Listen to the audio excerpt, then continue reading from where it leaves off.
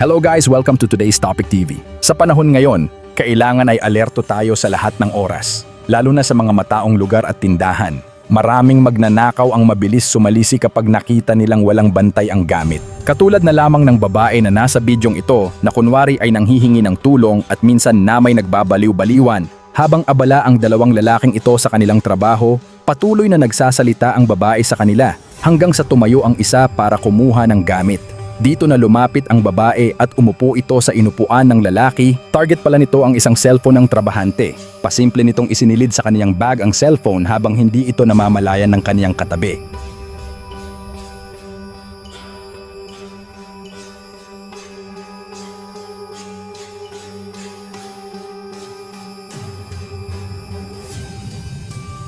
Nang makatiempo ay dali-daling umalis ang babae na sinundan ng tingin ni kuyang trabahante.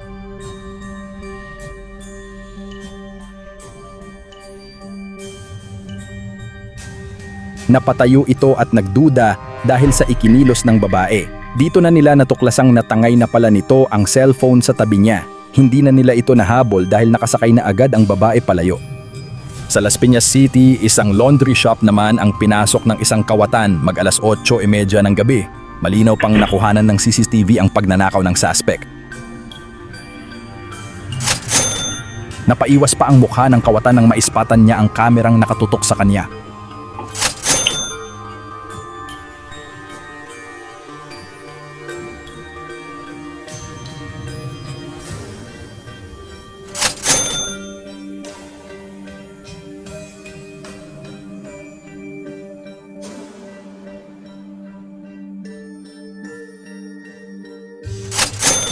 Apat na cellphone ang maliwanag na natangay ng kawatang ito. Naipablotter na ng may-ari ang lalaki at ang insidente. Patuloy ding pinag-iingat ang publiko sa taong ito.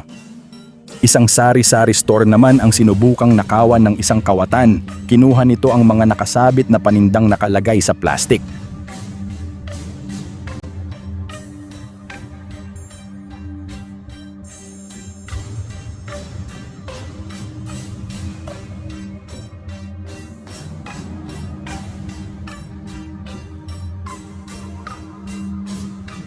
Paalis na sana siya ay bigla siyang nakita ng may-ari nito.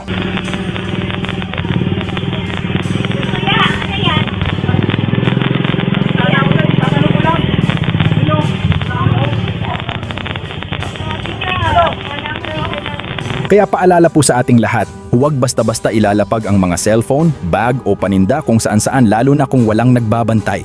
Sa isang iglap, pwedeng mawala ang mga ito sa kamay ng mga tuso at magnanakaw. Maging mapanuri at mapagmatiyag, ito ang Today's Topic TV. Stay safe and stay alert. Shoutout muna tayo at Clark Yoj ang ating top commenter. Thank you idol sa pag-comment lagi. At Surina Jabalaya, shoutout sa'yo. Thank you sa pag-like at comment. At Kizakay Gayami, shoutout sa'yo. At saka at Ilocano, lakay salamat sa support and God bless you too. Sa mga gustong magpa-shoutout, comment lang po sa baba. At marami pong salamat sa panonood. This is Today's Topic TV. Hanggang sa susunod. Marami pong salamat.